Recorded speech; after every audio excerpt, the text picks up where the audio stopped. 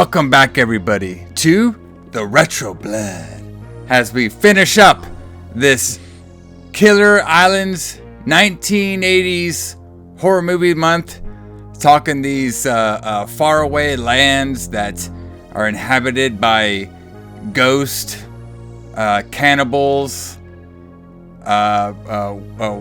people trying to do snut films, and over-religious old people are what you can find in these faraway islands of the 1980s.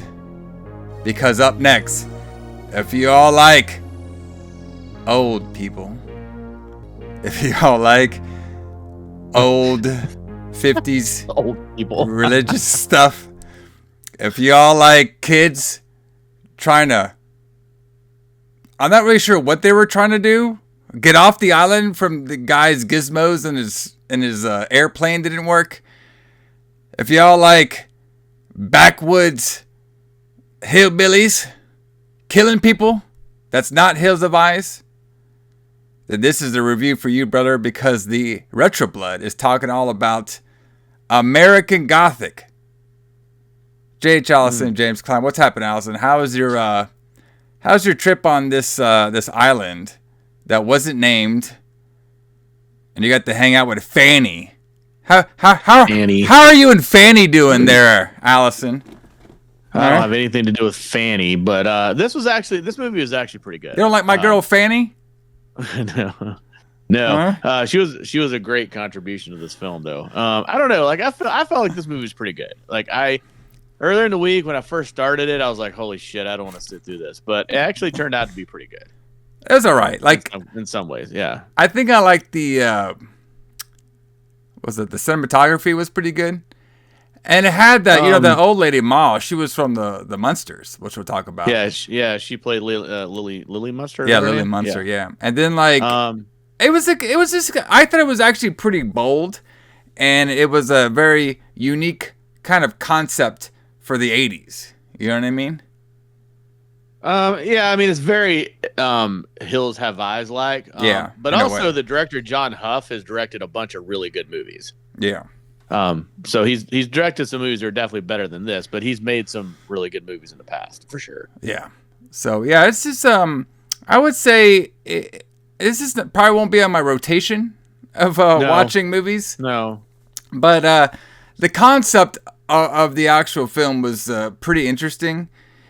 Like, we have like this like old religious couple that don't want to be around society. And we've actually seen that in other movies, out of the 80s. The one that comes in real life. Yeah, in the real life too. The one that comes to mind for me is The Village. Remember The Village? M. Night Shyamalan. All right. Remember him? M. Night Shyamalan. Yeah, that was kind of like, very not it was the theme where it's kind of like an isolated island where if you get on their territory, they don't want you to leave because they don't want outsiders affecting their way of life. Right. It was kind of, it's kind of like The Village. Yeah. But what I was thinking of, it's more like what would happen a little later with like, kind of like Waco and like all these like crazy religious cults where they would, separate from the rest of the world because they didn't want people in contaminating their religion or whatever, and their control over people. Even though even though our boy Paul did turn to the dark side at the end of the film. He did, yeah. I wanted to see that, brother. Where's that sequel? Like, I wanted to see what he would have done because he denounced God and he became all about Satan at the end. Imagine that movie if he didn't die. Imagine that shit. That would have been something. Would he have not killed people?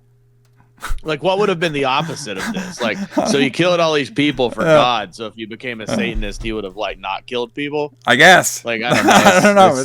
We'll discuss I thought that ending was really strange. Yeah, it was very strange. Very strange. Well, we'll discuss it because that's what we do here on the Retro Blood. We discuss what has happened around the 80s of what they were thinking at the time. You know what I mean? But we don't only do that. We also talk about what is going on in our two favorite subjects that we like to talk about every time here on the Retro Blood. And that is the pro wrestling, which I'm rocking my pro wrestling shirt right now, brother. Kenny Omega. I saw that. You're wearing that classic Kenny Omega Bullet Club shirt. Have you had that since like 2015? Yeah, I've had it for a long time. Yeah, and actually mine actually has the New Japan logo on it. So like, look at that. There's a lot of them that don't have the New Japan logo, but mine does. So it's authentic from New Japan shop. Yeah, that was super authentic, and you got your Bullet Club patch on the side. Got the Bullet patch. I love those. I have tons of those. I don't have a Kenny Omega shirt, but I have every other Bullet Club member from that era except for Kenny. Yeah. I've got the Young Bucks one. Yeah, the Young Bucks Cody. one. Yeah. Cody. Yeah. I've got Cody, the American Nightmare. I've got Hangman's one. Hangman's is really cool. I like his. Yeah. From that era. And I got Marty Squirrels too. Marty Squirrel. Yeah. Yeah, I have those too. Yeah. So fun stuff over here. But yeah, we'll talk about the pro wrestling and the metal music like we do every Retro Blood. The reason we do this, we're kind of like mom and pa. You know what I mean? We like our traditions. If y'all fuck with our traditions, guess what? We'll put you we'll put you in the basement, brother. We'll put you in the basement to like keep you there and like remember your stories. At least we'll remember you. Yeah. You know what I mean? We'll have you hang out with Woody. You know what I mean? That house must have smelled really, really bad. I know. How did they not? Okay, we'll get into it because there's a lot of questions I have over here about this one. Oh, I have all kinds of questions about this movie. But I'll go first because yours is a little bit more interesting than mine. So mine's just normal pro wrestling going on around the time. 1987 though. So this movie came out. Go ahead. 1988. I guess that's what I have. Okay, I was about to say I have 1988. Yeah, the release date I found was pretty sure it's like the one you found was May 20th, 1988. I have May the 9th. Okay, well. It's around that time. Yeah, well, also, too, like, mine is also where it showed in Chicago. So maybe yours, like, played somewhere else. All right. So mine just says May 20th, 1988 in Chicago. No, sorry. I'm getting to that advanced age when I need glasses. So you were correct. You were correct. May 20th, 1988. Yes. Is when this was released. Very good. Okay. In Chicago. In Chicago, yeah. So I guess it's like why the fuck was this in Chicago? My guess is that I don't think this movie played very widely in movie theaters, so I have a feeling it was released in a movie theater in Chicago and then went straight to video. Because I mentioned this before, I remember this being in my local video store. Yeah. My mom and pop video store that I went to. Because we didn't have no Blockbuster back then in my town. We just had a independently owned video store. So that's why we had all these crazy horror movies, because they were cheap and they were always not checked out. So I remember this being in my local video store, but I never rented it for some reason. For some reason, I never rented this, and I'd never seen this movie until we watched it for the show, which is why I was excited about seeing it. Well, I mean, to be honest with you, we kind of save this segment sometimes for the who booked the shit, but like the cover, I mean, all it is just like the two old people hanging out with a pitchfork. Well, yeah, but that's also like a recreation of an art piece called American Gothic. Oh, okay, gotcha. It's just that piece of art that's on the video cover is Rod Steiger and Yvonne. Was it Yvonne? The lady that played Liam Munster. I'm trying to Yvonne De Carlo. Yeah, Yvonne. Yeah, Yvonne De Carlo and Rod Steiger. Yeah. Yeah, I'm gonna fuck up her name. That's for sure. Yeah, I've already been drinking, so you know how that goes. This is gonna be great.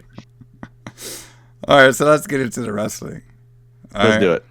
Already had a big, the audience has been like, this James hasn't drank in a while, so I was like, you know what, I might as well just come over here a little tipsy and see what happens. Might as well. So I didn't get to watch this episode because I've been super busy doing my shoot stuff. But it's been a busy week. But I do want to talk about this. So on May 20th, 1988, there was actually a primetime wrestling episode. Okay. For all of our listeners over here, or listeners of pro wrestling, primetime wrestling was actually a pretty well rated show, because it was basically Bobby Heenan and Gorilla Monsoon for most of the run. They would hang out in a studio and they would just like crack jokes a little bit, and then they would just go to matches that were filmed at house shows. Yes. Okay. and the matches weren't like anything too special. Like they were pretty short, but you know, I wouldn't say this is like the Crockett TV show. I thought the Crockett TV show was a little bit more exciting because the Crockett TV show would be in the studio, which we talked about multiple times, and it would have, you know, Tony Schiavone and David Crockett on there, which they're a great duo. But it also too, in that show, because it was kind of filmed in that studio, they would do matches, and then right after the matches they would do interviews. So very cool. Primetime Wrestling was a little different, where it would just be Bobby and Gorilla kind of like, you know, going back and forth, talk about some angles and stuff and cracking jokes. But then they would just go and watch the matches. Like they would watch the matches and then come back. Sometimes they would even come back during the middle of the matches. Right. So just talk about stuff. Yeah. So it was an okay show, but I wouldn't say it was like the most like exciting wrestling show you can watch. I thought like when they eventually transferred to Superstars, it was kind of like a little bit of the same format, but the main point of Primetime Wrestling basically was Bobby and Gorilla kind of going back and forth with each other. Right. So yeah. But both great commentators, though, and they can make any match interesting. Those guys were both really, really good. Yeah, the show was really popular at the time. Yes. So, you know, we only had 3 matches on here. Some of them look pretty fun. We have my main man, Hercules. Right? Yeah. You know, I like Hercules. Yeah. Oh, my God, bro. Love Hercules. Jacked as shit, you know what I mean? Hercules. Just hanging out here. He was being managed by Bobby Heenan. All right, and he defeated Jose Luis. So there you go. On 3 minutes. Squash match. Right. Hercules posed. You know what I mean? He posed it out, brother. Yeah, brother. I like it. Yeah. Okay, there's something I want to do in the Lights Out, which I've been talking about for like months and years. It's Hercules versus the Ultimate Warrior in a chain match. Like a dog collar match. This is the most, bro, you never seen. I had never seen. Lots of posing. I had never seen anybody pose with a chain before. Like, you know, like basically, like literally, like what they're doing is they had the chain, right? And like, they're doing this game. Everybody for video can watch this. Everybody in the podcast, you just gotta see me explain it. So they're linked up with the dog collars, right? And they're holding the chain, but they're doing this gimmick to like puffing out with the, you know what I mean? Right. They're showing like their biceps while they're like getting close to each other. Right. While they're grabbing the chain and getting so like they're flexing while they're grabbing the chain. Yeah, of course. Oh my God. How else would you do that? Exactly. Oh my God, it is hilarious. And it's like there's like this Ultimate Warrior best of collection, which there is such a thing. Okay. Which is amazing. And like we have to do that this year sometime, and that would be just hilarious. We're gonna do it. It's gonna be great. Ultimate Warrior best of collection. That's it's on a single disc, I'm assuming, right? Single. It's a VHS at the time, so it's a VHS. It's 35 minutes long. So the next match we have is B. Blind Blair, who's on all the dark side. Right. He's on a bunch of. That's how I know him mostly. It was from all those dark sides he's on. Right, because he talks about. He spills the tea on everything he knew from the time. Yeah, because he was, you always find him to do it. Yeah, because he was, he was a big. He wasn't a big like figure for fans, but he was big in the locker room. He knows what's going on. Yeah, he was around. He's on all the dark sides because he's taking the paycheck to tell everybody about everything that happened, and he saw all that stuff happen because he was there. Yeah. So he's like, "Yep." He's like, "I'll take that paycheck, brother." So we got him, and then we got Jim Brunzell. They were a tag team. And they actually defeated, I couldn't believe this. They defeated the Hart Foundation. Really? Bret Hart and Jim Hart by disqualification. Oh, okay, of course. So nobody got pinned, brother, but they did. Yeah, they did win. Bret Hart's not getting pinned by Jim Brunzell. So this main event is actually a really cool main event, and I would like to see this match live. Mm-hmm. You know what I mean? Like, it'd be like, this is a weird match, but it's also a really cool one. So we check out this tag team. Yep. Jake Roberts and Jim Duggan. Ooh. All right. Or Duggan. I like to call him Duggan because that's what they called him in Mid-South. That's weird. Okay. I say Duggan, but yeah. And they fought and they faced off against Andre the Giant and Rick Rude. Wow. That's weird. How did that come about? Well, I mean, Andre was a heel at this time, right? Yes. And then Rick Rude, they were both managed by Bobby Heenan at the time. Okay. Yeah, I mean, that makes sense. Yeah. So apparently, too, Jake Roberts and Jim Duggan, they defeated Andre the Giant and Rick Rude, which I couldn't believe either. They pinned Rick Rude, I guess. Yeah, they pinned him. Pretty crazy. So yeah, nice little card there. It's always fun when we can watch the matches. It's just this assignment we were more focused on the American Goth this time. But a cool little episode, everybody. So maybe check it out. I'm pretty sure this one is on the Peacock. You can find it somewhere on there.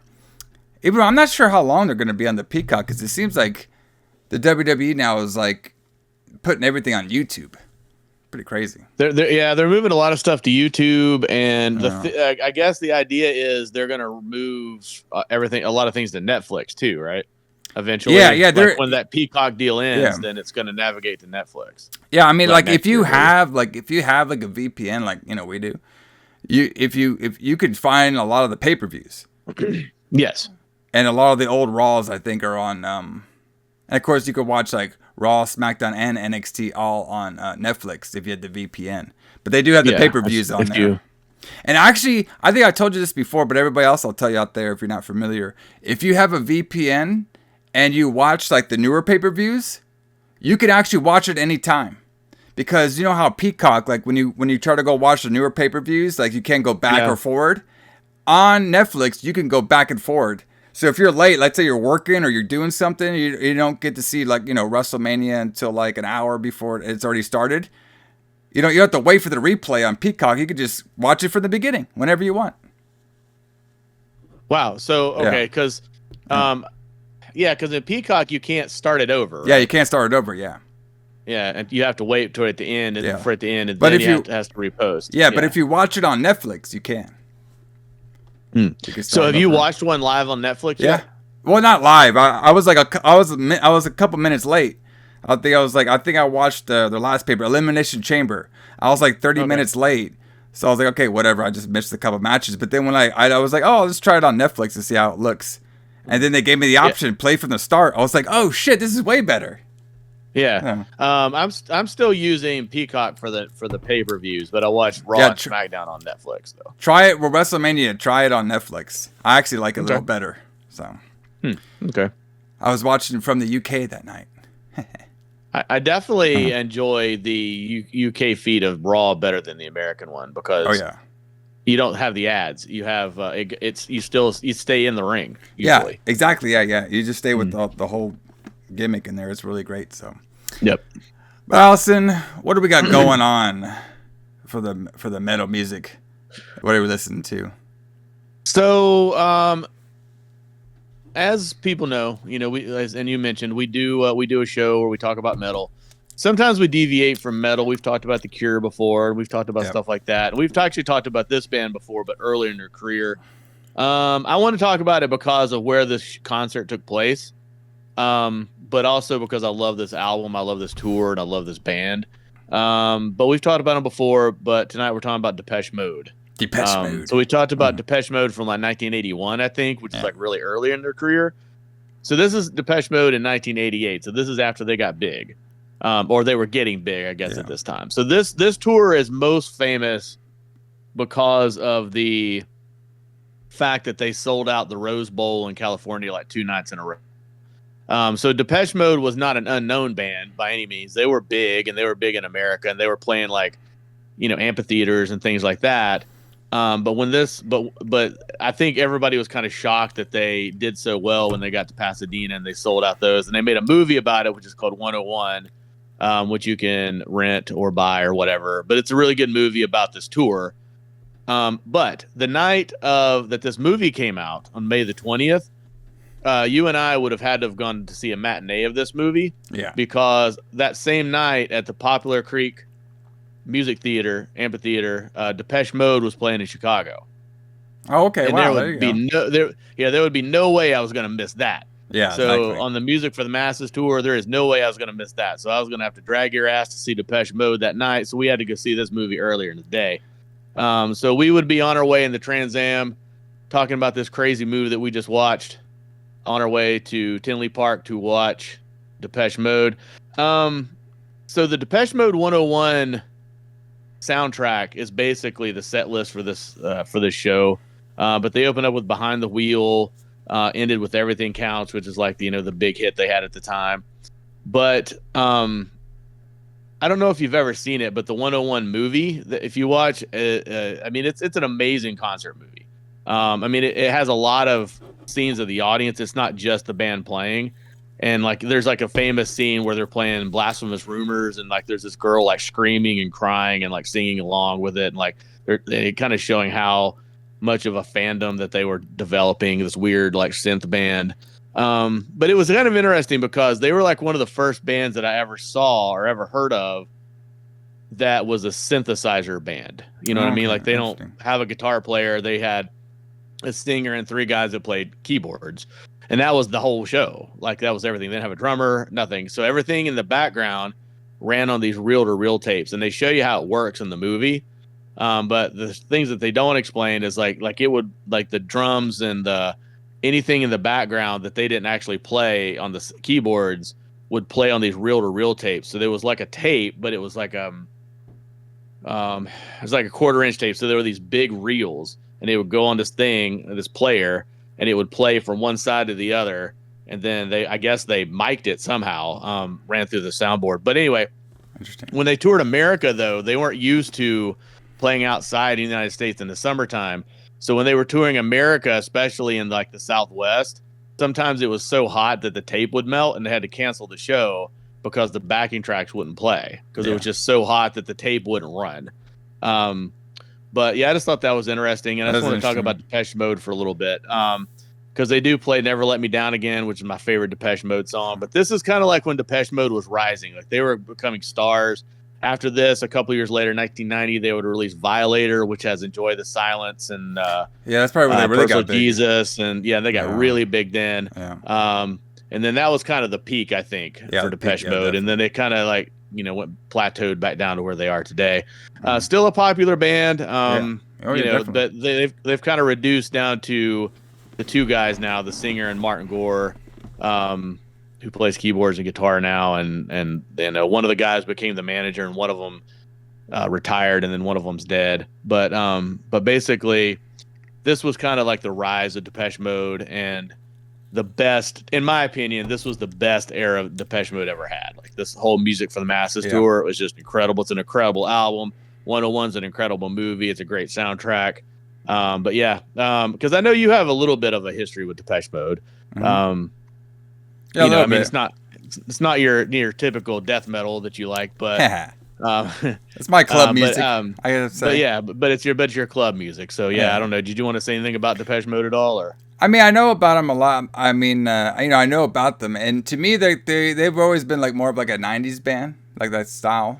But obviously, if they're making it big in 1988, I mean, it's only like 2 years until 1990. Right, until 1990 when they got huge. Yeah. I mean, obviously, I know like they're Enjoy the Silence. Obviously that's been remaked, but a bunch of other bands have done that too. I mean, like, I rock them here and there, Depeche Mode. They'll probably be more on like my club mix. You know what I mean? Yeah, it was a little bit before my time, but from what I understand, it in the late '80s, it was like the goth girl music, essentially. Yeah. So like every goth girl listened to Depeche Mode. Yeah, I can see that.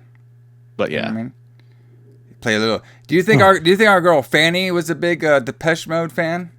I doubt Fanny was, but I have a feeling the blonde girl that gets raped after she's dead. I bet. She was Tara. How dark did that randomly get? So this movie got randomly dark. It starts off lighthearted and gets really fucking dark. I did not see that coming. We'll talk about that. I was like, what the fuck? I bet that girl was a huge Depeche Mode fan. But maybe our main girl too, Cynthia. She seemed a little depressed. You know what I mean? Oh yeah. So there you go. Absolutely. Anyway. But we'll get into it. Who booked this shit, man? Who booked this shit, brother? Godly. So, like you're saying before, it was directed by John Hough. What's his name? Hugh? I'm pretty sure it's pronounced John Hough. Hough. Yeah, John Hough. Let's see. Who did he ever beat? Well, he made a bunch of good movies. Well, name one. Past.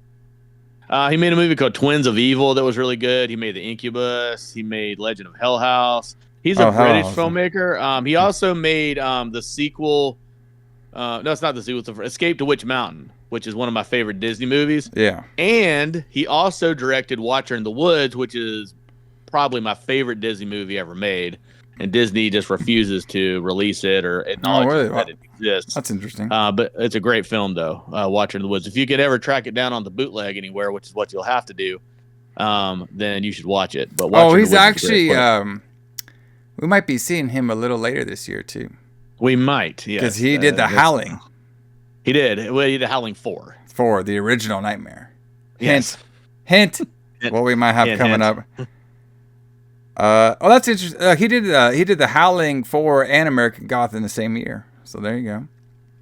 Yeah. So that should be interesting. And they're both amazing films. Well, I never seen The Howling 4. Oh man. Well, when we get to The Howling, I've never seen any of those films before, so that should be very fun. This is going to be something. The one about the our marsupials is fantastic. I don't know if I wonder if he has I wonder if he has like Teddy. Maybe he comes back in The Howling. Oh, maybe. Maybe he rises up. So let's see what's going on with some. So the film was shot in winter of 1986 and 1987 on a Backwoods Island near Vancouver, British Columbia, Canada, which I actually might be there tomorrow. Well, watch out for Ma and Pa. They might kidnap you. Well, I gotta go to my Backwoods. Maybe I'll visit Backwoods Island, bro. I bet I'll get there and be like, holy shit, bro. This is where fucking American Gothic was filmed. Do you all remember when Teddy, killed that blonde? Oh, wait, maybe I shouldn't say that part. Do you remember when Rob fell off the swing? I bet you could find that. I bet you could find that place. You should visit that. So actress Sarah, all right, Torgrove, sure, all right. She played Cynthia. That was like the main, girl. Mm-hmm. All right. She's described the shot as a physically taxing due to the tight schedule and cold weather conditions. Yeah, it didn't look too cold out there, but I guess maybe it was. It is Canada. It's cold in Canada in the wintertime for sure. So she recalled that she slept an average of 4 hours per night. Okay. Yeah, as you do. Most nights we worked so late that we had to dash frequency, still in costume, to catch the last public ferry of the day. Yeah, because they take ferries out there to get from island to island. So. Absolutely, and you will too when you go out there. Yeah, I actually might be on a couple ferries, so we'll see how it happens. Yeah. All right. If they happen to be wearing pajamas in the last shot of the day, that was what we went home in. So. Yeah, because they were talking about how they had to immediately leave shooting to go get on the ferry to get back home, so they didn't have time to change. So very interesting. I did not realize this was filmed in Canada, so that's pretty cool. A couple other things on here. Let me pull up some of my notes on here. So originally, Stephen Shellen, Paul, all right, was intended to be the lead. All right. A week into principal photography, Shellen got into this is a great story. So Shellen got into a bar brawl and returned to work with his face mangled so badly that makeup wouldn't cover it. Working quickly to prevent the production from shutting down, director John Hough revised the entire script and made Sarah, Cynthia, the leading character. Hogg was credited as a co-writer in the British print. So Paul was supposed to be our main dude. How would that worked? That was what I was going to ask you. How would that have... None of that would have made any sense. Yeah. So Paul barely did anything in this film, right? Well, right, but that's the point though. That's what they're saying is they basically created a character for him to play and replaced his role with Cynthia's role, or gave his parts to Cynthia, but none of it would have made any sense. They had to rewrite it, correct? Well, right? The whole story though was about Cynthia's trauma. And how her trauma actually saved her life. Yes. That's basically what the whole story was about. Right, but you could have had that for Paul too, but the whole thing about her connecting with Fanny and all that wouldn't have made any sense if it was Paul. Yeah, who is Paul supposed to connect with? Ted? Were they supposed to well, I was about to say something. I don't know if we'll get kicked off YouTube for me saying it. Yeah, well, we might. I did want to say too that what are they supposed to be doing? Bashing people's brains in and doing some sexual matters when they're dead? All right. Necrophilia. Yeah, somebody do some necrophilia together? I don't know. Can we say necrophilia on YouTube? I don't know. I don't know, bro. We get kicked out of YouTube all the time anyway, so it doesn't matter. I know. All right. We're too wild, bro. All right. We are too wild. Too wild for YouTube. I did want to say that Teddy was played by William Hootkins. Hootkins, brother. And Hootkins. So William Hootkins, the only thing I know him from is he played Porkins in Star Wars. Oh, okay. Well, there you go. So is that his claim to fame? Was yeah. Is that what he does? Is that what he does his conventions on? Or does he do it on here? Well, he's dead now, but shit. he probably did for a while do it as Porkins from Star Wars. But he was an X-wing pilot who dies on the Battle of the Death Star. But that's where I know him from. He played Porkins. Interesting. I want to know more about this bar fight. Like, did he win or did he get his ass whipped? Oh, I bet he won. Because, like, Paul, like, he didn't do jack shit in the fucking film. And I didn't notice. I didn't notice his face all fucked up, so. No, it's probably just one of those you should have seen the other guy things. So he got his guy's that face all fucked up, but he kicked the guy's ass, though. I thought this was America. And he's in Canada. He's, like, beating people up. All right, so this is fun, too. So director John Hough cast, I don't know why I could never say her name. Yvonne De Carlo, all right? Yes. Has Ma because she was his father's favorite actress. So John's dad loved the Munsters, apparently. Well, she was also in a lot of things. So in like the 40s and 50s, before she was in the Munsters, she was like a huge sex symbol in Hollywood. Oh, really? Okay, I can see it. Because she looked good in that Munsters. She was also like a jazz singer, and she did a lot of things. She was in the Ten Commandments. Those are things I can think of off the top of my head, but she wasn't in the Munsters till like the mid 60s. So her career was kind of like on its way down when she did the Munsters. But yeah, she was a huge star in like the 40s and 50s in Hollywood. Interesting. It's like you were saying before, the poster art. All right. It was based on the famous painting by Grant Wood. Yes. American also Gothic. Called American Gothic. Yeah, yes. American Gothic. So, despite the title, this film was filmed in Canada. Like we're saying, we got a Canadian film. Ironically, it's in Canada. Yes. Yeah, because like then those kids, they said they were from Seattle, which I guess is not too far from Vancouver. It's not too far, but I think it takes place on Puget Sound, which is like kind of north of Seattle a little bit, or maybe not north, but it's near Seattle. Yeah. But it is still in America.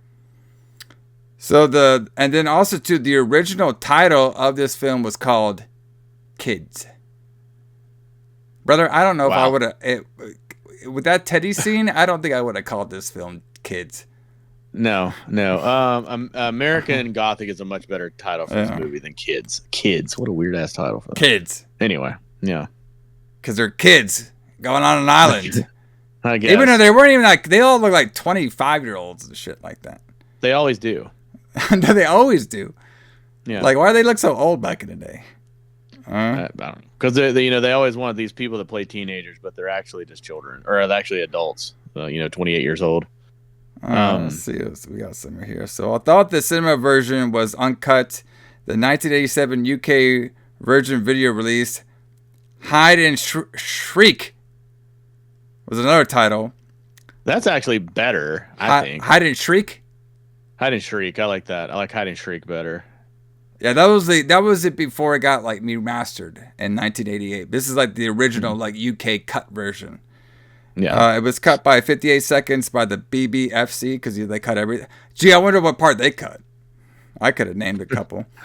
All right. Oh yeah, we'll talk about that. So the cuts were fully waived for the 2005 Star DVD. So that's probably the one that they had on the Tubi, and the film was released under its original title. Despite being released uncut on VHS, the movie later got indexed by the BPJM in Germany. As a result, the German DVD released by Kowakt was cut by 2 minutes and 42 seconds in order to get back the not under 18 rating. Most scenes dealing with violence are shortened to be less graphic since being removed from the BPJM index list back in May of 2013. The most recent DVD and Blu-ray releases are now completely uncensored like the original VHS version. So basically, if y'all buy it, if y'all love this movie, or you make a whole podcast series about American Goth, and you can get it uncut, basically, now. You can. From Shout Factory has it. Yeah. So, like I said, this movie wasn't like horrible. It was just like... That's okay. I just thought I thought it had like a pretty good story, but there wasn't like a whole lot going on. And like I don't think it was as creepy as like The Hills Have Eyes was. You know what I mean? No. The Hills Have Eyes is actually legitimately creepy. This movie wasn't really scary. Like I said, like when I was talking about it earlier, like I was kind of bored with it until we got to like the baby mummies and then the corpse fucking. Like when we got to that part, I got interested again. Yeah. But gee, I wonder what your taste is there, Alison. But just give me the hard stuff. That's all I want. That's all I want. The hard stuff. Right. Don't water it down for me. But actually, before we get into the review, like I've been noticing, like with these island movies, like they all have a very slow start until like the last 20 minutes, like all of them, except for maybe John Carpenter's, but he's different. John Carpenter's filming style and stories are always, great and different, especially for the 80s, because that's when he was on fire. But the rest of the ones we've done this month, like they've all seemed like they just like dragged until like the very end.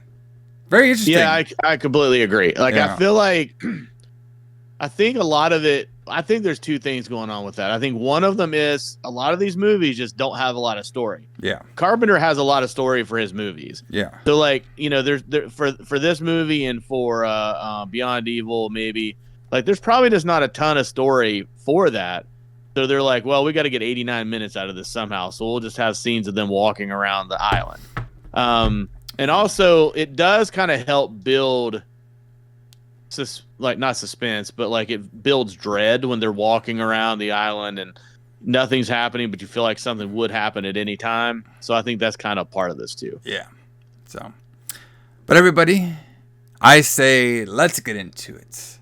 Let's get into the American Gothic. Let's do it. Let's do it. When you're in need of a little peace and quiet. She's cured, isn't she? Well, that's A word psychiatry doesn't throw around the way we used to. when you need to forget. I'm thinking of taking her on a little trip back to the islands. What could be better than a return to the wilds? We had a honeymoon there, and she loved it. I can't fix it. I think we better check out this island and see what we can find. What could be more inviting than a return to the past? Hey, you guys! Look at this! We just walked to the 1920s. You guys, I think we better take it easy, huh? That's all right, children. Been meaning to get rid of them old things anyhow. These are the backwoods, where time has a way of standing still. Please don't look at me. I'm going to be 12. And I'm going to have a birthday party. But what harm could you come to playing with the children?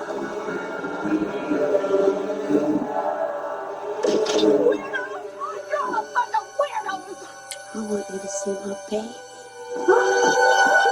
Get back to the old American way. There will be no devil's play in this house. That child never does finish a chore.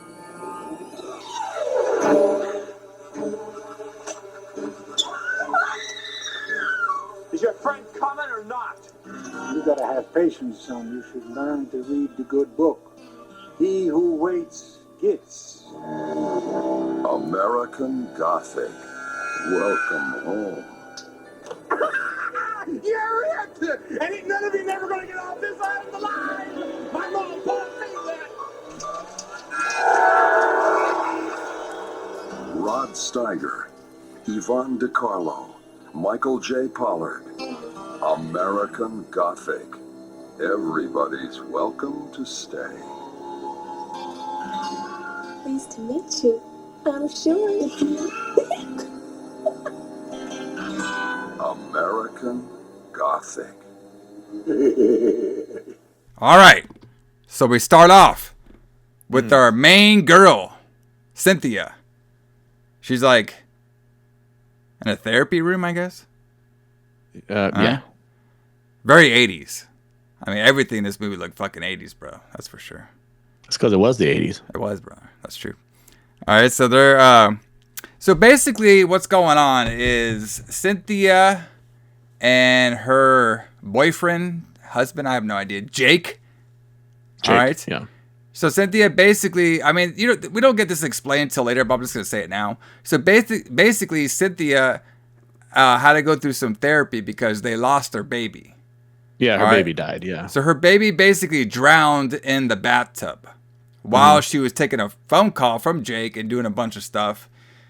So she left the baby while she was washing the baby in the bathtub. She went to go do this other stuff like take a call and then, get the tea or whatever. And then she comes back and the baby's dead. So ever since then, she's been going to therapy because she lost a child. But apparently Jake, he don't give a fuck. That's what I got. Apparently not. So now Jake, his idea, like all guys' idea, I guess, would be in that situation is, well, I'm going to take her to her favorite island with a bunch of my drunk friends. Exactly. After you lose a baby. Yeah, that's the way to do it. All right. So they all get like ready. Apparently Jake is rich, I guess. So or somebody's rich. No, it's Jake's because they have a plane. It's like one of those planes you could put on water. Do they have like a special name for them? Probably. It's a water plane. It's a water plane. So the first seaplane, maybe that's what they call it. I don't know. I guess. Listen, I ain't no fucking airplane guy. Okay. No, it's a water plane. I don't know. So the first thing I noticed, because it's me, I was like, who the fuck is this guy with the fucking spiked mullet? You know what I mean? That was amazing. Like every 90s and 80s wrestler had, this. It's all spiky up here, right? You know what I mean? Yeah. I can kind of do a little bit, like that. Yeah. And then it's like and a mullet. Long in the back. Exactly. Brother, if I had that haircut right now, I would look like the biggest, I'd probably be on, man, that'd be a great haircut now. Well, great. I don't know about that. It's a fantastic it would be a haircut that happened for sure. So they're all going on this airplane, right? Yeah. So they're going on the airplane. We hear all this stock 80s music. All right. And then the airplane starts pushing gas out. All right. And so we can see that the airplane's kind of doing the thing where it's coming around and it goes right into the water. And then they're all like, hey, he's asking for Paul and Jake's help to get the boat, to get the airplane boat on there or whatever you call it. All right. And one of my favorite parts of this, they asked him, Jake, what happened with the airplane? He's like, I don't know. The gas is there. Just the gizmos went out. The gizmos. The fucking gizmos went out. What do you want me to do about it? The gizmos. The gizmos went out. Nothing gives you more confidence in your pilot than when he says the gizmos went out. He's like, I was just thinking, what kind of fucking pilot is this guy? The gizmos went out? What the fuck does that mean? Brother, you just put our lives in your hand for a hour or two. For the gizmos. What the fuck? The gizmos went out. All right, so now they're all like, okay, well, I'm going to try to fix this plane in the morning time. So let's all just stay the night. All right. So they're all on this island. Of course, Cynthia, she's the only one that wants to leave because, right. The troubled one. Did you notice the troubled one in horror movies are always the ones that are right? You know what I mean? It's always one of them. The troubled ones. The one that's not going to get laid that day. They're always the right ones that's what's going to happen. Exactly. All right. So then they all kind of ignore her like they always do in horror movies. And then they all start rocking out to some shitty 80s stock music. You hear this thing? Yeah.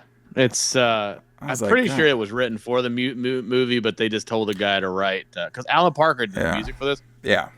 Who did go on to write a lot of good scores, but they were probably just write some 80s music. Well, I think he did the soundtrack to Happy Birthday to Me or something like that. Yes.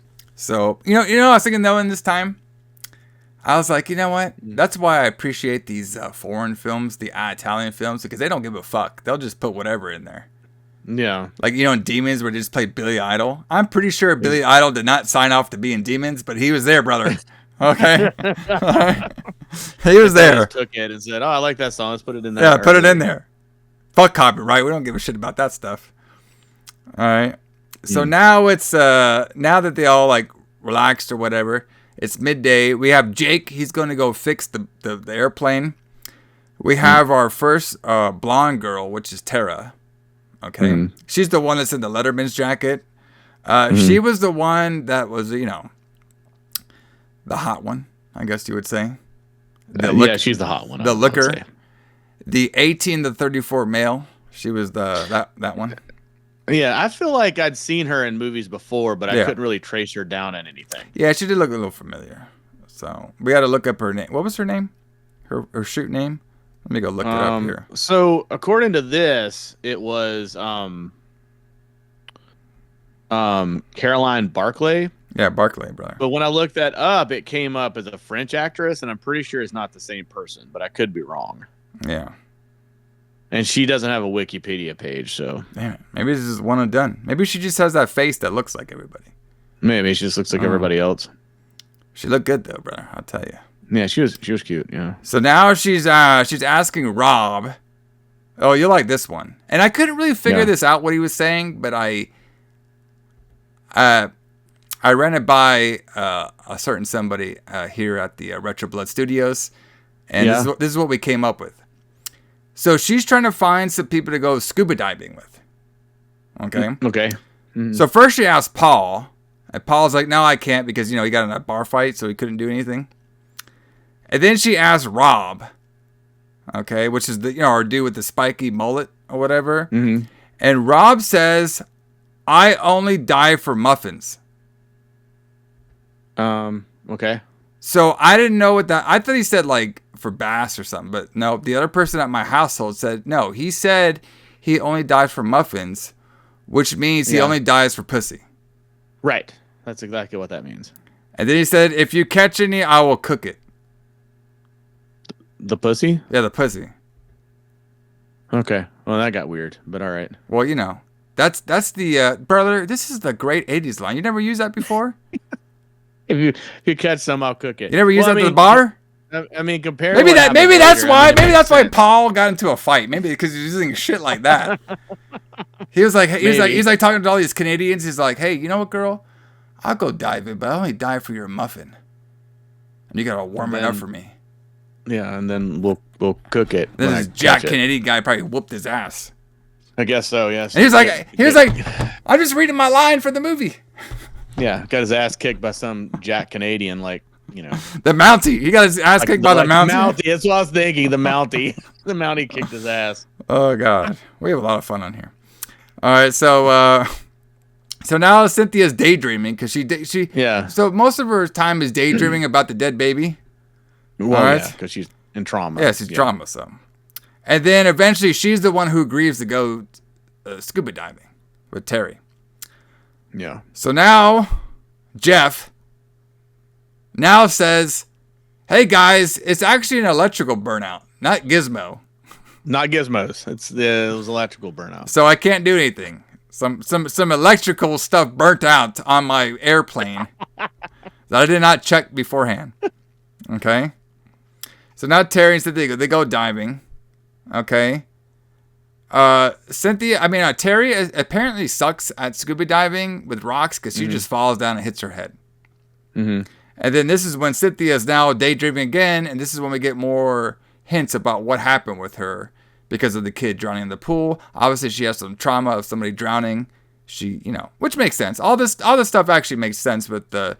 I actually thought, like in this whole movie, in a realistic fashion, I thought Cynthia's character was written the best. Which is crazy to think that they were going to have Paul as the main guy. It's very weird.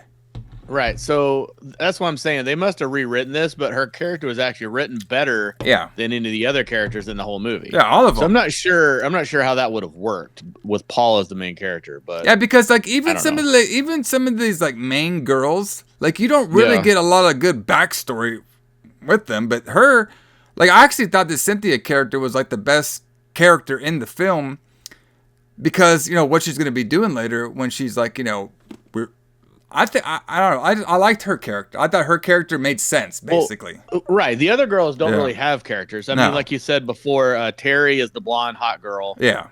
Then we got Lynn is the girl who smokes. Yeah, Lynn exactly. is the girl who smokes. She's the smoking girl, and that's the only thing we know about her. All right. So now Jeff goes saves Terry, and he's like, "Hey, what the hell's going on?" And of course, you know, Cynthia's like apologizing because she, you know, fell off or whatever. Right. So Terry's, she's okay. It's now nighttime. We have Lynn. She hears a noise through the bushes. And then she runs into Rob. Rob's saying, "Oh, don't worry about it. It was just a deer." All right. And then they go back to the camp. All right. They start talking about basically they're saying that the plane is not going to be fixed. Okay. So they're going to have to find some supplies around the island. So this is basically like Survivor now. So the plane's not ever going to be fixed, and they're going to be there forever. That's kind of what he's saying. Well, the plane can't They go to look for help eventually. Yeah, they go to look for help. They're basically, they're looking for help, but they're also looking for supplies, too. You know what I mean? To fix the plane if you can. I guess. The gizmos were too gizmos. Fix the gizmos. All right. All right, so now they want to look around the island, and they tell Paul, "Hey, stay behind. Brother, your payday just went way down for that fucking bar fight, asshole. Paul, you're staying." Bro, this Paul, he didn't do jack shit in the fucking film. He was going to be the star. He really didn't. He was going to be the star. I just can't imagine what they were going to do with him, though. No, I don't know what the story would have been if he was the main character. Like, he's going to be hanging out with Woody? That was Woody. Really weird. Very weird. All right, so they all go looking, everybody except for Paul, because, you know, he had that bar fight. So they find an old house, of course. How many this month have I said the kids find an old house? I think that's been like the last 3 reviews. Yeah, typically, that's what happens in those islands. Right? There's always like an old house that you find. There's like some creepy old house all the time. That's either haunted or has inbreeders living in it. So they walk inside. They're all like, "Oh shit, this is from like the 1920s." All right. Rob turns on the record player. Alison, you got a record player like this one with the little horn thing? Not like that one, but I do have a record player. Do you play the 20s on there? That I do. I have some 1920s records, but that's a pretty cool. That's a pretty cool little record player. I find it weird that they just went into this house Well, nobody answered the door, brother. This is the 80s. If you don't in the 80s, just break in. If you don't answer the door once, we're just coming in. Right. All right. We're not playing around here, brother. So I wrote in my notes, Cynthia sees a black chair, but she didn't. She actually saw like a little, basement area. All right. So she goes down to the basement area. She starts seeing a bunch of old pictures of old people. Yeah. Or people, young people in the 20s. She's looking around. She starts seeing the old 20s toys. Mm-hmm. And then everybody upstairs, like the 2 girls and Rob, they're dancing to the 20 music while putting on a scarf. Right? Yeah, and they also mention, you're probably not going to know the answer to this either, but I thought this was weird. Like, I'm not really sure how young these people are supposed to be because, I mean, Cynthia did have a kid with her husband. Yeah. And all the actors are around 30 in this movie. I don't know if they're 30. I would say 25 at best. I mean, most of them were born in the mid 50s, and it's 1988. In this, the guy that played Paul, was born in 1956. I looked that up. I didn't just know that, but anyway, he but they mentioned Al Jolson, who's like a singer from the 30s. Yeah. And I'm like, would kids in 1988 know who Al Jolson is? Yeah, brother. I mean, no, they. All right. I guess so. This is 2025. I know who. I know who Billy Idol. Well, who is the famous? Yeah, I mean, I know people from the 80s. That's like, 40 years ago? Well, that's a good point. You're right. You do know people from the 80s. That's close. And you know people from the 70s, and that'd be 50 years ago. That'd be 50. So I guess that makes sense. But, I mean, it just seems like this movie was written by someone who's like 60 years old, which it probably was. Probably was, yeah. Well, I think, you got to think, though. So this is 1988. They're trying to portray that this island hasn't been updated at all. at all. So, you know, I could see maybe one of the kids knowing something about some of the music from their parents or something. You know what I mean? Maybe. That's a good point. That's true. So now the old couple shows up. And their character names are Ma and Pa. Yeah, how original. Ma and Pa. Yes. And Pa is played by Rod Steiger. I don't know if we mentioned that, but he's a very famous actor. Yes. Who was doing this for a paycheck, most likely. He was actually he was a cool character because this guy played. He played that like weird religious dude really well. He's most famous from what I know for being in The Heat of the Night. He won an Academy Award for Best Actor for a movie called In the Heat of the Night, which is a fantastic movie. Yeah. This is definitely not an Academy Award winning film, but he was pretty good in this, and his character wasn't bad at all. Yeah. The part where he's screaming about Satan at the end was awesome. But anyway, that was hilarious. I can't wait. I'm gonna reenact that one, brother. That's gonna be a fun one. I can't wait for this. I'm already be pretty drunk by then. All right, so everybody keeps dancing. The old couple show up. All right, and the Ma says, "Oh, it's okay. I've been meaning to get rid of these old things anyhow." Of course, Ma is played by Lily Munster. Mm-hmm. Kids all are apologizing. Ma says she will give Rob this scarf. She said the scarf looks good on you. That comes up later. Mm-hmm. I was about to say that comes back later. Now she's basically they're just being kind of cool. Like, so basically you could see at this time is Ma and Pa. Ma is playing like kind of like, oh, everything's all cool. You guys are just young. Paul is like looking at everybody like, don't you not be religious, motherfucker. Okay. Don't you be saying that Satan shit. All right. Yeah. You be religious or we'll kill you. So this is when the kids say they're from Seattle. Mm-hmm. And then they ask for like, hey, do you guys got any gas around here or some electrical stuff?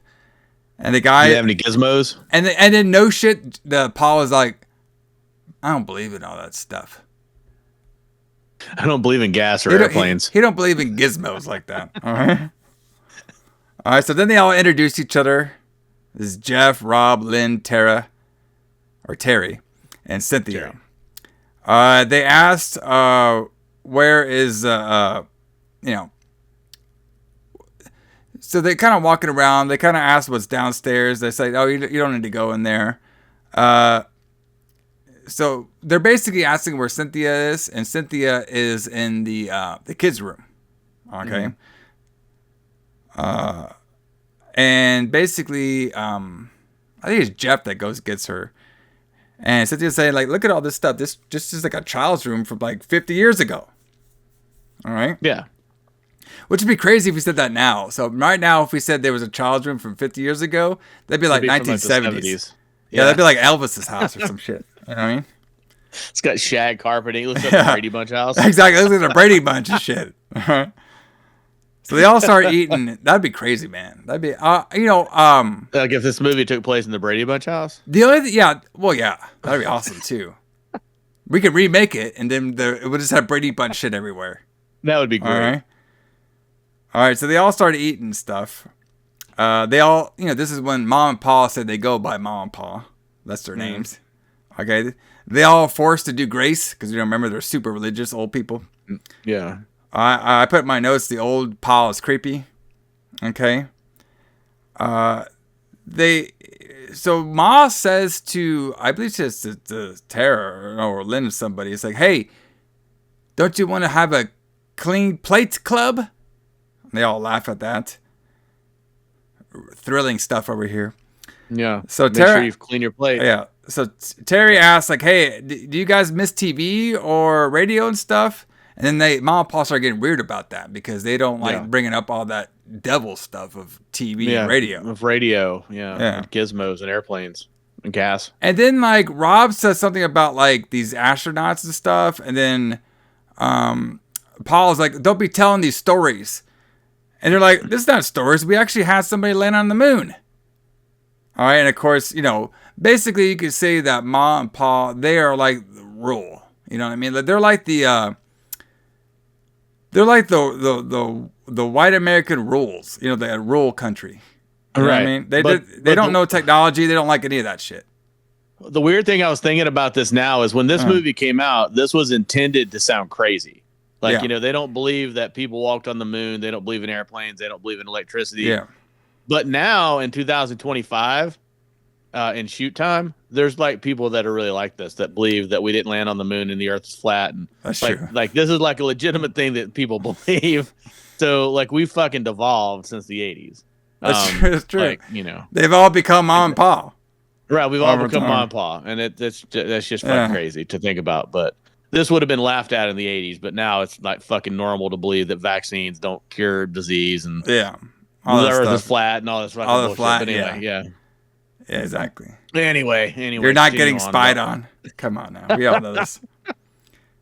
So continue on about so mom then and pa. they try to revert the conversation to talk about the weather, like old people do. And of course, the kids don't give a shit about that. All right. So now Paul gets angry at Lynn for smoking. All right. Yeah. And she's smoking inside. Yeah. Of course, it's 1988, so that's shit that you did back then. But now you're like, I'm all with Paul. I'm like, get the fuck out. I would be like with Paul too, bro. Get that shit out of get that devil's lettuce out of here, brother. Yeah, don't smoke in my fucking house. Yeah. I was on Paul's side at this point. Me too. All right, get that fucking tobacco out of here. Yeah, get that shit out of the house. So now Paul tells Tara, Terry's looking around. There's a basement area, not the basement for the kids' room, but there's another basement. And he tells her, like, there's nothing down there for you, so don't go there. Nope. Just dead bodies. Yeah. It's nothing for you, though. Then Miles says, hey, it's all cool, everybody. Y'all can go back to dancing. Y'all ever done the Charleston before? You ever done the Charleston there, Alison? No, I can't dance with a shit. But the Charleston was a famous dance from like the 20s or 30s. There you go. I think the 20s. So basically, they all said they could spend a night now. The kids can spend a night there since they don't have anywhere to stay. Cynthia talks to Lynn. All right. And this is when they see outside that it's a child's skipping rope is outside, which will come up later. Mm-hmm. So they both go back. All right. And they go back into the kids' room. And this is when we meet Fanny. Yes. Fanny shows up. I have questions about this, but we'll get there. Talks about her baby billing eel. She's creepy. All right. And doesn't she say she's 12? Yeah, basically. So basically, it's Fanny's birthday coming up. Right. And she thinks that she's 12 years old. Yeah. And obviously, she is 50. Well, she is 50, right? But she says she's 12. Yeah. But coming up later on in this movie, I have questions about this. But anyway, let's continue on. She's 12. She says she's 12. I might have answers. 50. Right. Okay. We'll see. I'm gonna love your answers. I know everything. Anyway, I know all things Fanny. All right. All right. So this is when my mom comes in, tells her to, hey, tell her, calm down, everybody. And this is when Fanny says she's gonna be 12 years old, and she's gonna get a new doll, but she also has a child too. Okay. Right. So there's my question. Yes. So she's going to be 12. Yes. So she's currently 11 years old. Yes. But she has a child. Yes. Well, in rural 1920s, brother. People. Yeah. I don't know about that. All makes sense to these people. In Pa and Ma land, you should have a mummy child when you're 10. Okay. Apparently so. You ever had one? Come on, brother. A mummy child, mummy baby. All right. So now this is when Lynn, Tara, they're talking and everything. They're like, that girl ain't fucking 12. She's like 50. No kidding. And she's getting some dolls. And then they're like, okay, this place is getting a little too much, so we're going to try to leave here, tomorrow. All right. Like immediately. So we have Rob. He's playing the harmonica. I was like, oh, God. Everybody looks bored, which, to be honest with you, I was with them at this time. At this point, yeah. Now Mom brings Fanny, and she introduces Fanny to everybody. All right. Yeah. And then they all say goodnight. And then Mom's about to turn off the lights, but then Rob says, like, well, it's only 8:30. All right. And I was like, you know what? There's some 8:30s I like to go to sleep. You know what I mean? So now Paul asked if Terry and Rob are hitched. All right? Because they were about to leave to go sleep together. Right. And Rob's like, no. we're not hitched or nothing, but we are going to get our 41 licks in. Ooh. More sexual innuendo. So it was kind of weird, though, because I thought at first, Terry was with Paul. But apparently she was willing to go fuck Rob. So is that our drama for that was our drama for the movie, I guess? That's supposed to be our drama for the movie, yeah. Because I swear, when Terry was asking for people to scuba dive, she was like, hey, babe, Paul, do you want to go? And he's like, I can't, I'm too drunk because I got a bar fight. And then now I guess Rob is going to be the main guy to stick it to her, I guess. I guess so. But Paul basically says he gets pissed off too. if I may. Paul's like, all right. He's like, yeah. There will be no devil in this playhouse. All right. If you all ain't hitched, you ain't doing the devil's work. Oh, fucking. No fucking. The fucking is the devil's work. All right. All right, and then they agree, and so now basically they say the girls will sleep in this room, the guys will sleep in this room. Okay. Mm-hmm. So now the girls are sleeping. Cynthia, of course, she hears a noise. She wakes up Terry. She hears noise from Fanny's room. Okay. They laugh about the 41 winks, which I don't really get it. What does that mean? I have no idea. So Rob, I don't.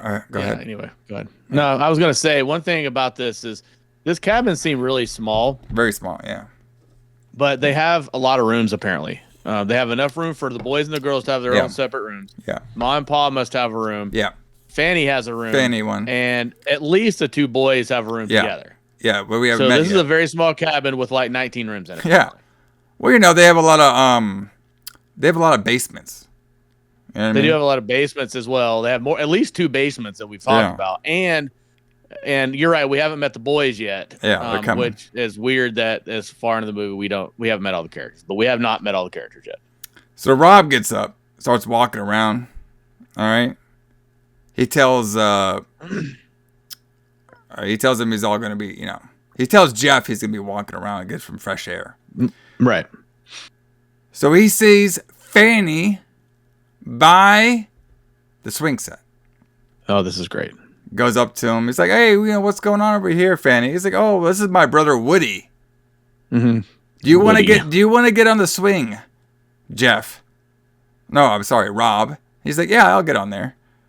So then right when he gets on there, it's like, oh, that's probably not a good idea. Because their swing sets is apparently right on the edge of the cliff. Right on the edge of a cliff. Yeah.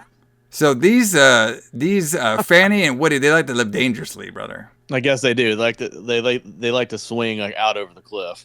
So Woody, he might be a little not all there. You don't say. Maybe a little slow, maybe. Just like everybody else in his family. Yes. I don't think there'd be like any inbreeding. I didn't really get the sense that they. So? I don't know. That wasn't explained. I don't know about that, man. Most of these rural families like that, there'd be some inbreeding. I'm pretty sure that was like the Hills of Eyes. That was a lot of inbreeding in there. A lot of inbreeding in the Hills of Eyes, yeah. Uh-oh. Excuse me. Oh, man. Still getting over this cough. Inbreeding in Hills of Eyes, yes. Yes. So Not in this, potentially. I don't think it was even implied, but I could see where you can kind of go with that in this one. Right. So yeah. So basically, Rob rides the swing, right? Okay. Mm-hmm. And they basically, while he was doing the swing, they cut it and he falls off the cliff. So there goes Rob. Yeah. He's dead now. So Rob was gonna get some nice ass, and now he's dead. Yeah, and now they have no swing. So yeah, they go swing. It's all gone. So now we have Jeff. He's walking around. All right. He sees Paul. Mm-hmm. He's like, hey, Paul. Is this friend going to be coming here or not with the boat? All right. And then Paul's like, well, this is fantastic. If he shows up, he'll show up. What do you mean? What do you mean if? He's like, listen, If can mean two things, man. Yeah. If he shows up, that's great. If he doesn't, that's not good. And I was like, you know what, Paul? That's a fucking good one. I like that. Yeah, I thought that was a pretty philosophical line. Like, I know. Like if can mean two things. It can mean two things. If he shows up, that's a good if, and if you don't show up, it's a bad if. It's a bad if. If I was Jeff, I'd be like, oh, fuck, that was a good one. Yeah. All right, I'll see you I'm later. pretty sure they didn't answer my question, but yeah, but it was so clever. I like it. Yeah. All right. So then he tells him, "Hey, you ever read the good old book? The good old Lord's book?" All right. And he's like, "Nah, I ain't into that." So now Jeff gets Lynn. All right. Mm-hmm. And now Terry's she goes find Cynthia. Mm-hmm. And then this is when she's looking out and she can actually see the dead body of Rob at the bottom of the cliff. All right. So then they all gather together. They all wrap him up. Paul looks on. He looked kind of worried, but I couldn't really tell. I mean, obviously he was in on it. We'll find that out. Yeah. All right. So Ma says, she says, like, yeah, I didn't think anybody would go near that swing. We haven't used that swing in forever. The kids haven't used that in forever. All right. And then Jeff said, kids, because, they're all old as fuck. Right. All right. So Woody's also old too, everybody. He's not like a young chicken himself. No, he's definitely in his 50s. So then now this is when all the crew, they all meet Woody. All right. And Woody's like, I don't know what happened to your friend. We're all not allowed on the swing. Because they all they're all old, but they all act young. You know what I mean? Yeah. So now he leaves, and then Maul's not going to go fix everybody some dinner. So it's all good. So now dinner fixes everything. Yeah, dinner fixes everything, man. Even your dead friend who falls off a swing. Yeah. So Cynthia's now talking to Lynn outside. All right. She sees that the guys with the boat will show up. Okay. And they're not sure if this guy's even going to be coming. All right. So now Lynn calls Fanny ugly. And why the hell is she wearing that bow when she's like 50 years old? And while this is happening, Fanny listens to all this. And she gets upset. Because she's like on the other side of the tree where they're talking, but they don't know she's there. So Lynn leaves, but Cynthia sees Fanny crying. And she realizes that, Fanny heard all this stuff. So now Cynthia's like, kind of caressing her and everything, saying everything's okay. And this is when the relationship between Fanny and Cynthia kind of come to a head. Now she likes Cynthia a lot. She likes her. Okay. She says nice dress and everything. And then she's all talking about, did your mom make your clothes? She's like, yes, my mom made my clothes and my baby's clothes too. All right. So now Cynthia asks like, hey, so now they want to go play. Fanny gets an axe. She scares Cynthia for a second, but she was just an axe to play horseshoe on. Yeah, which is also weird, but okay. Yeah. You ever played some horseshoe there, Alison?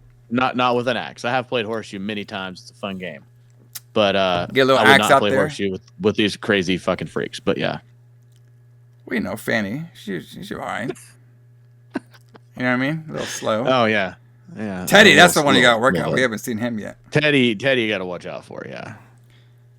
All right, so now Fanny's like, hey, let's go meet my baby. All right. She could tell that she likes the baby. Fanny came to Cynthia. So now we see that basically Fanny's baby is dead. It's all like mummified, which I don't even want to know that story. And they did not explain why it's mummified, why it's dead. I can have a couple guesses. And I'm perfectly fine with that. Exactly. I think I want to hear that one. That might be the deep cut that I don't want to hear. All right, so now Cynthia freaks out, okay? And then while this is happening, because, Cynthia is having baby trouble, and now she sees a dead, mummified baby, so what do you expect her to do? She freaks out. She freaks the fuck out, yeah. So this is when we meet the other brother, Teddy, and now Teddy grabs her. And Teddy is, he is another special needs guy. Okay. He is definitely special. All right. So now he holds her and stuff and calms her down. All right. And then now he takes Cynthia back to her room. Okay. So now Lynn's all out in the forest alone, okay? And she sees that Fanny is doing some jump rope with Woody and Teddy, okay? Mm-hmm. And this is when Fanny introduces Teddy to Lynn, all right?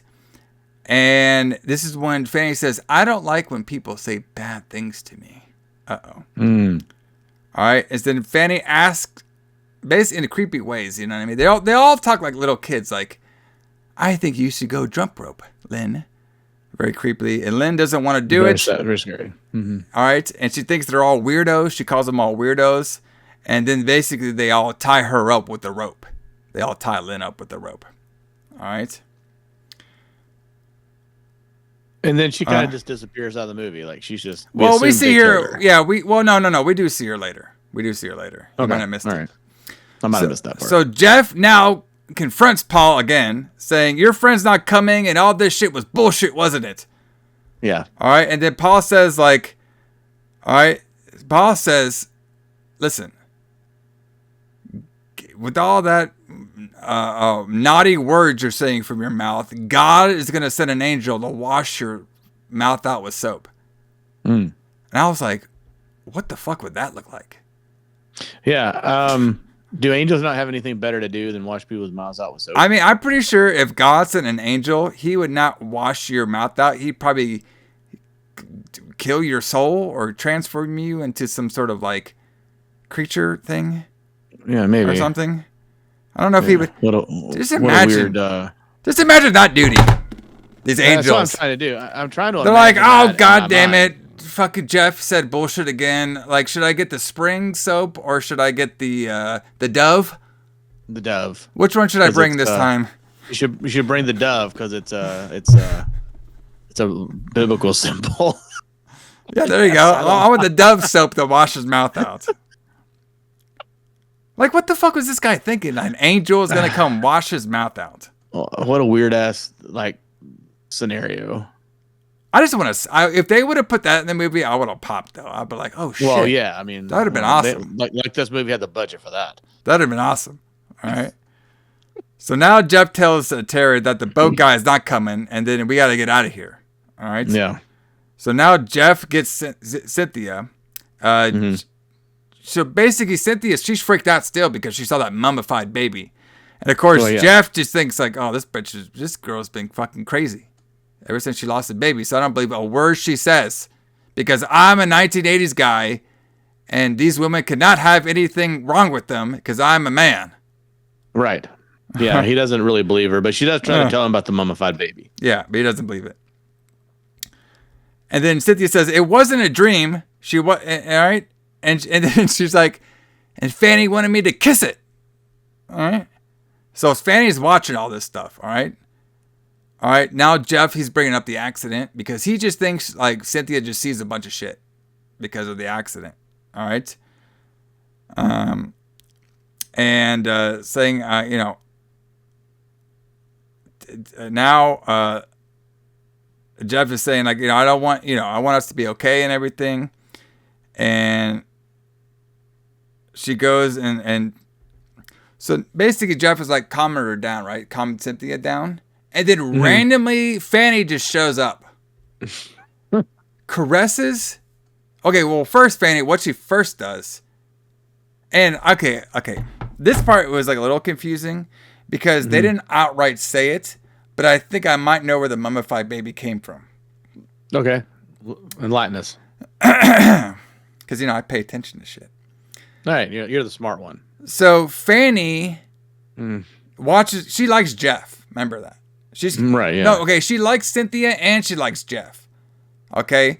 Because I forgot to say because she had the Google eyes for Jeff a little bit. She kind of. I was about to say she wants to get with Jeff. Yes. But yes. So before she goes and interrupts them in the room, she tells Teddy, "I don't want you anymore." Like, and Teddy's all like, it's kind of weird. They all talking like these little kid riddles or whatever. Okay. Right. So, but like Fanny's just like, I don't want to touch you no more. So maybe the mummified baby came from Teddy and Fanny inbreeding. Right. It's the only thing I can think of. That's what I'm thinking. Yeah, that's what I'm thinking. Yeah. So then Fanny goes into the room. she caresses Jeff's cheek oh so slowly. And she's like, I want you, Jeff. And Cynthia doesn't know what the fuck's going on. But while all this is happening, Fanny has like this like statue with a sword on it. And she just pokes Jeff's eye out. Like it's some sort of Italian film. Boom. There goes his eye. All right. So she's all fucked up. Cynthia doesn't do anything. Her man's dying. She doesn't do it. She's like, oh, this sucks. So she runs away. She runs into Ma. She's like, hey, Fanny's like killing my boyfriend / baby's daddy. Mm-hmm. Ma's like, that's right. He was the sinner. You know what I mean? He was bad for this world. Okay.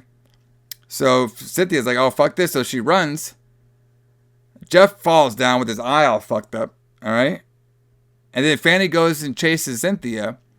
But then we have the Ma using her needles, you know, because she's doing all that sewing shit. She uses her needles to kill Jeff. All right. Saying that Fanny always leaves shit undone. So we're having a killer religious family over here now. All right. So now we have Cynthia. She's now looking for Paul. Remember him? Remember him? Yeah. The guy who got his ass whipped at the bar? Yeah, and is not really in this movie. Yeah, it's not in this movie at all. At least he has a good story. You know what I mean? Yeah, he does have a good story. Got into a bar fight, brother. I could have made $300, but I only made $50. Right, because I got in a bar fight. I got in a bar fight. Didn't even pay for my bar tab. I didn't even pay for the bar tab. All right. So now Tara's there too. All right. And we have Cynthia and Tara. They can't find Paul, but they're two together. And Tara, basically, she got the flare gun. Okay. And they can also notice that too, that the airplane is now gone. It's missing. Where could it possibly go? Where could they have done with the airplane? So they start walking around. This is when they see, because I know you brought it up earlier. This is when we see Lynn. She is now hanging. I forgot about this. Yeah, they run into Lynn's body hanging from a tree. Yeah, from a tree. They kill Lynn. Yeah, so she's dead. So now Tara and Cynthia, they're all meeting up together. All right. Cynthia said that Fanny killed Jeff. All right. Tara says the plane is gone. All right. And then we have Woody and Teddy, and they start shooting them with fake toys, like guns and arrows and shit. Right. Yeah. And they get all freaked out and they run away. So now Terry and Cynthia, they're resting up for a little bit, and their plan is to find a boat to get the fuck off this island. All right. So Fanny asks, trying to find where they are. And then eventually, Terry, she pulls the flare gun on Fanny. Okay. Mm-hmm. All right. And then now they're going to be using Fanny to try to find a boat to get off the island. So she has they're holding her hostage. Yes. Basically holding her hostage. So they show Paul this. All right. And Paul says, well, there might be like an old fisherman's boat and I might know where it's at and stuff. So they all go to the old fisherman's boat. Okay. And Tara, she's a little smart at this time. She's like, hey, get the Dumb and Dumber out of here, which is obviously Woody and Teddy. So they come out of hiding. Mm-hmm. All right. So they're about to go, Paul's just saying like, hey, just don't hurt, my girl, whatever like that. All right. And right when they're going to go onto the old fisherman's boat, this is when they see Paul's body. So there he is. Yeah, so we got rid of Paul from the movie. God, he didn't do jack shit. Fucked up, and then we stuck him in the boat with an axe. Now he had like the worst part in the movie. He was going to be the main guy. Now he's the worst fucking part of the movie. I love it.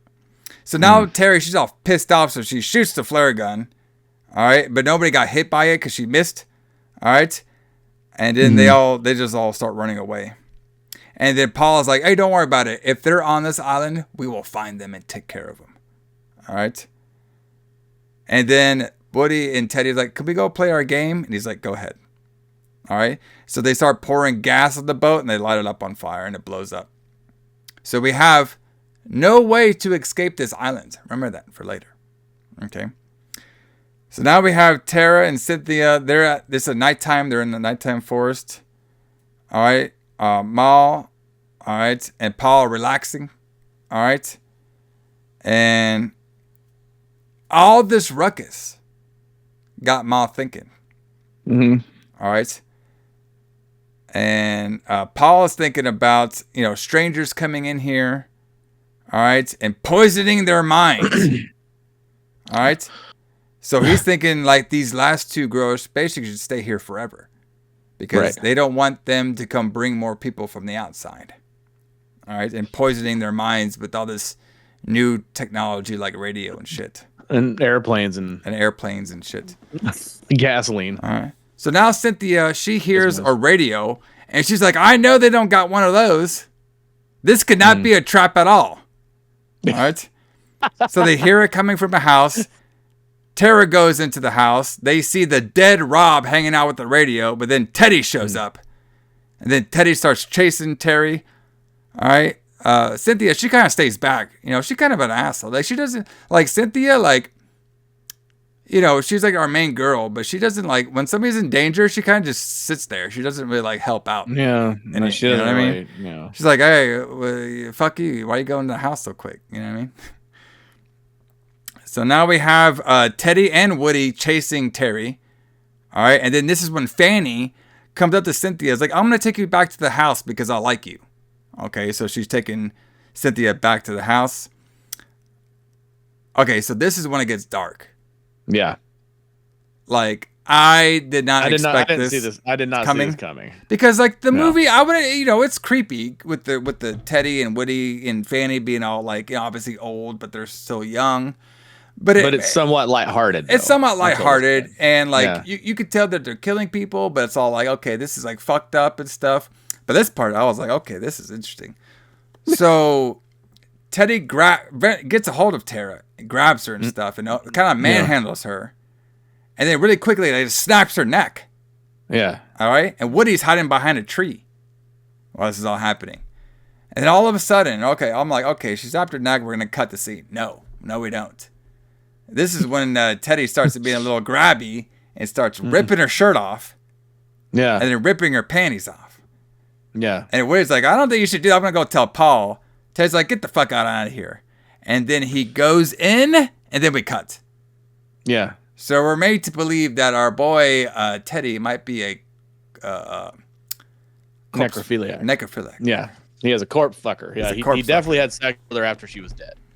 So, and of course, Woody is gonna go tell Paul because remember the kids are not allowed to have sex because that's against God, which is weird to me because that's just like God up there. He'd be fucking everybody up there probably. You would think so, yeah. But I mean, maybe it's not a good idea to have sex with dead girls. But yeah. We never get that far. That might be a bad idea. We never get that far. We just all right. No. So now Paul is super pissed off at Teddy. And Teddy, he's just crying the whole time. Like, I didn't mean it. It wasn't my fault. There is one thought about this too. Like maybe, just maybe, I'm no expert in this, but maybe if you allowed people to have sex, they wouldn't have sex with dead girls. You know what? That might be, well, I mean, he might have had sex with his sister. Is that bad too? Well, yes, that's definitely bad. So they're saying, okay, yes, you are correct on that one. But yeah, maybe Paul thinks sex is a sin, but he can have sex with his wife. But like, my thing is like, okay, well, if we don't let anybody in, how is Teddy and Woody supposed to have a wife to have sex? Paul and Mal really didn't think this shit out. They did not think this thing through. No. Yeah. As most people in their mental state don't think things through. Exactly.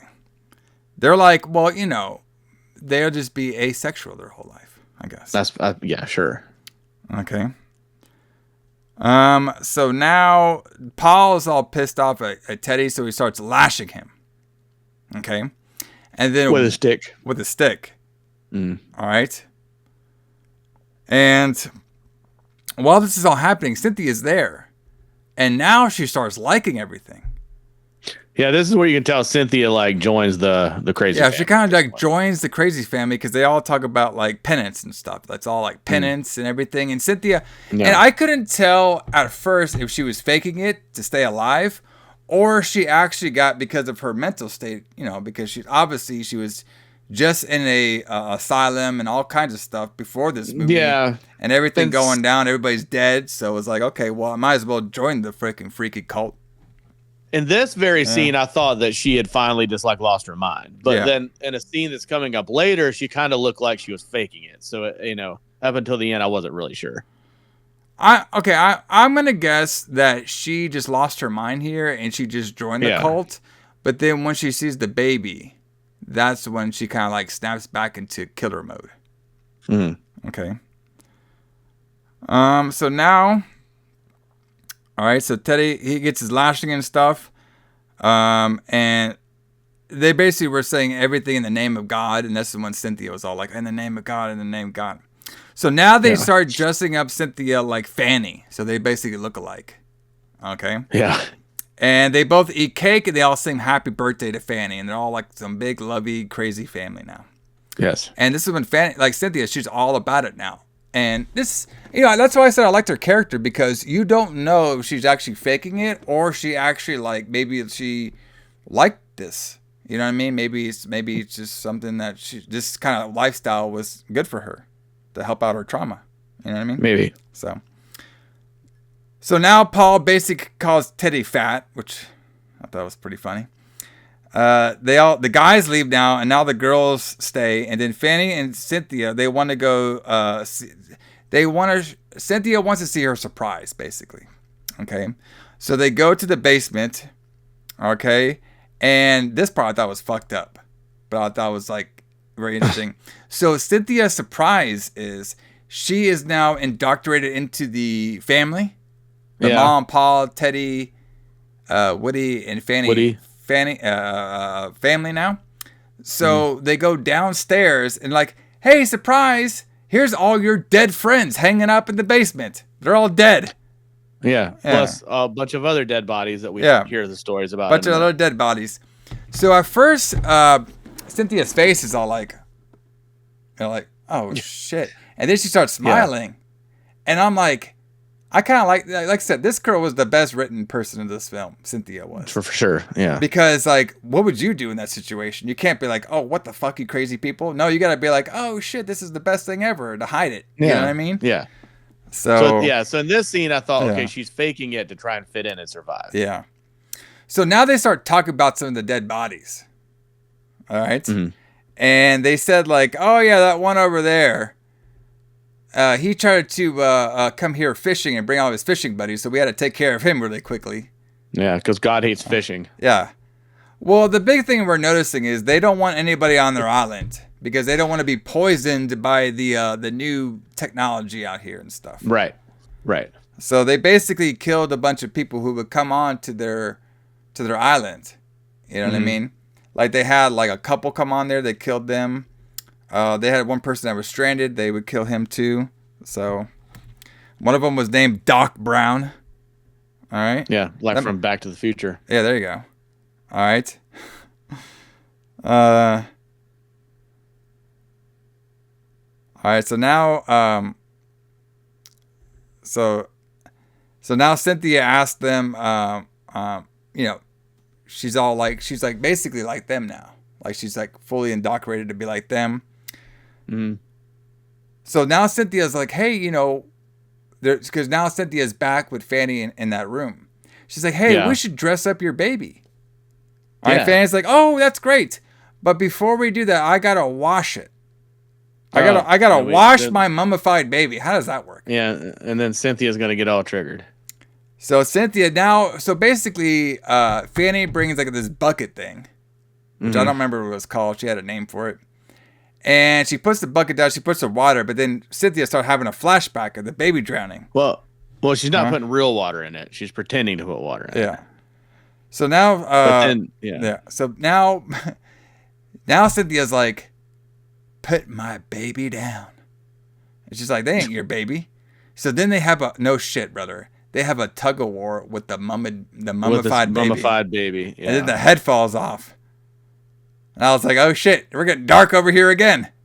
Yeah, they rip the baby in two. They rip the baby in two. Wow.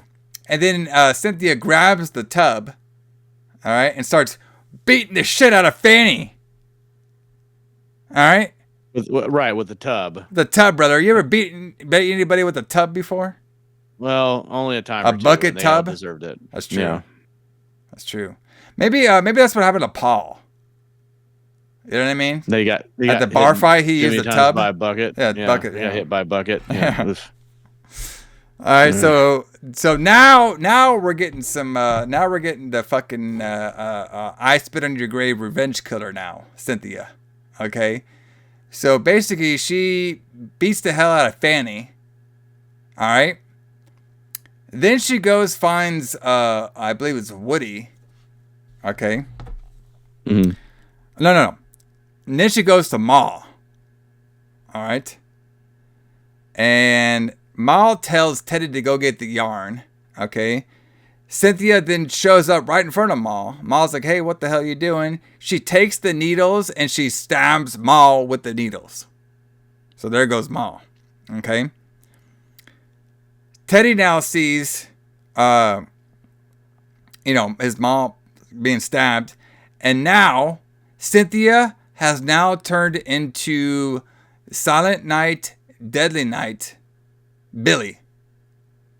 Where she starts calling everybody naughty. Is that gimmick infringement? I think it is. Maybe. All right. So she calls Teddy naughty. And no shit, she Russian sickles him.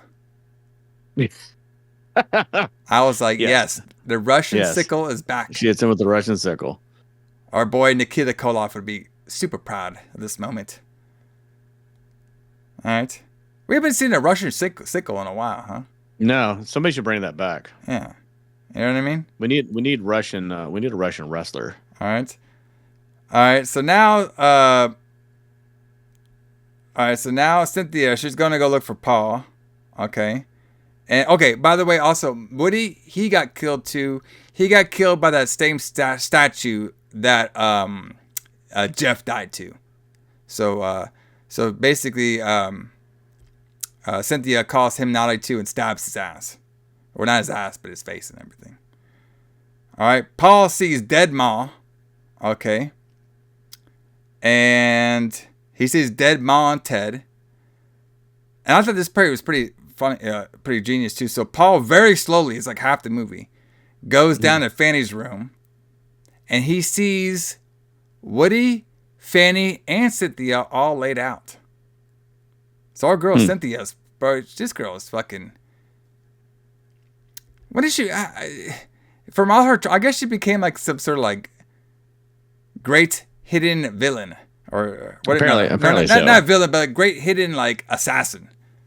All right, during all this. Yeah, apparently so. She ends up killing a bunch of people randomly. So basically, Paul walks upstairs, right? Mm-hmm. He starts to sit down very slowly. Everything's very slowly. And he's all like, God, why have you forsaken me?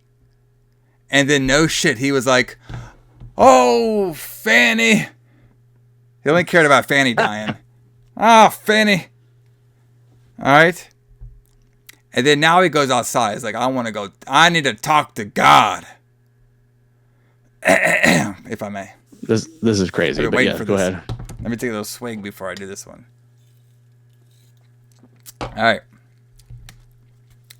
He's like, listen, God, my family is dead. We live by your teachings. And then this is what you do to get rid of them? I renounce you and I give my soul to Satan. And I thought for sure I was going to hear like Satan. The pit, open that pit up, motherfucker. Our boy fucking Paul turned into a intro for a death metal song. Yeah, and then there's like opens a wall of death. Yeah, open that pit up, motherfucker. All right. That would be a really, really, really good sample for the. I think I might do it, bro. I might make my own death metal band and have a sample in there. All right. I can't believe nobody's used this until now. Listen, my family is dead. Yeah. We live by your teachings. And what have you done? You got rid of them. I renounce you and give my soul to Satan. I mean, it'd be perfect, brother. It's perfect. Perfect. Yeah, it's perfect. And then while this is happening, I was like, first of all, I was like, please keep this guy alive because I want to see Paul a Satanist because that would be very interesting. Like, what? I was just thinking in my head, like, what is he going to do? Keep everybody alive now? Like, he's already killing everybody that comes on the fucking island. Like, what is he going to do? Do pentagrams now? Have a fucking, have a Black Phillip hanging out with them? Like, what? Right. Pretty much everyone is dead now in his family, so I'm not sure what he's supposed to do. I was like, okay. So basically, Cynthia shoots him in the back, so he's dead. And then Cynthia goes back down to the Fanny's kid room, and she starts rocking the cradle. And that's when the movie ends. So Fanny, she's stuck with a bunch of dead bodies. Sorry. Cynthia is stuck with a bunch of dead bodies. No way off the island. Everybody's dead. We don't get to see Paul being a Satanist, which I would have liked. So the movie just ends and she's there. I guess she just stays on the island and hangs out. I guess. I was a little confused by the ending as well. Like, I'm not sure how. Maybe she's going to make her own new religious cult. Maybe. Although everyone's dead now. But they don't worship God. They worship Fanny. They worship Fanny. The cult of Fanny. Fanny cult. But yeah, so she's just gonna stay there, I guess. Yeah, just hang out, I guess. I'm a little confused, but cradles. It's not the most confusing thing in this movie. But yeah, I was kind of confused myself. Yeah. I don't know. I mean, I thought it was pretty good. Yeah. Especially we got to the court fucking part. It was pretty good. But yeah, it wasn't like we saw anything. It was just implied. That was the only. That was the only moment that's like that's like the old school, like I Spit on Your Grave or Last House on the Left. Like, like kind of like the fucked up moment would be that one of our. There's always at least one in all these island movies. We had the fetus we had the fetus bag eating. Yeah. You know what I mean? We had. Yeah, that's true. I don't think we don't really have one like of Island of Blood. I mean, I guess like, I don't know. It was too dark. I couldn't see anything in that one. Maybe when the guy. This is really unusual. For a movie from this time, from 1988, you didn't have a lot of horror movies that kind of become real campy by this point. You didn't really have a lot of like really dark subjects. That's true. This was surprising to me. This was surprising to me to see. Yeah. For the time period, 1988, to have something like more of a, I can't really say it called serious, but like a more of a darker tone of that. Yes, it was pretty rare at the time. So. But yeah, I mean, this month has been pretty interesting. Obviously we started off really hot with The Fog, which is a classic. Yeah. Definitely the best, probably the best well-written and acted movie. You know what I mean? Yes. Our boy Tom Hankins banging Laurie Strode. I mean, come on, what more can you want? You can't want anything. Yeah. You got some ghost pirates out there. Love ghost pirates. We did,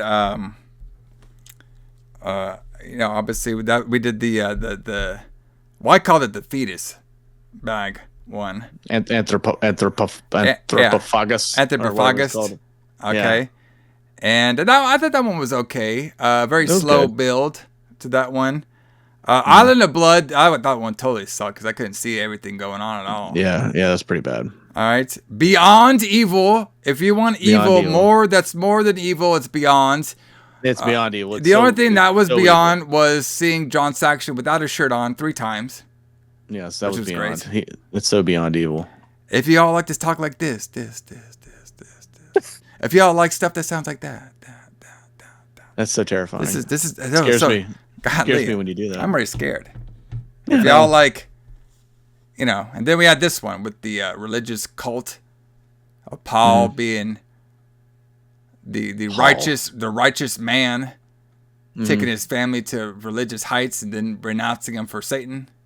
Yeah. And then having some well-written Cynthia character, very interesting month, I would say, on the Retro Blood over here. So not the best bangers we have ever done, but, I say they're okay. So. Yeah, wasn't too bad. But everybody, thanks for joining us, and join us here next month. As the next Sunday. As we journey off into a new month. That means we have a new theme. And of course, this theme and this month is all about Alison. It is. Because he has a birthday this month, which we'll be celebrating. And Alison, can you tell us what is your theme for this whole next month? They're going to be joining. It's ghost movies.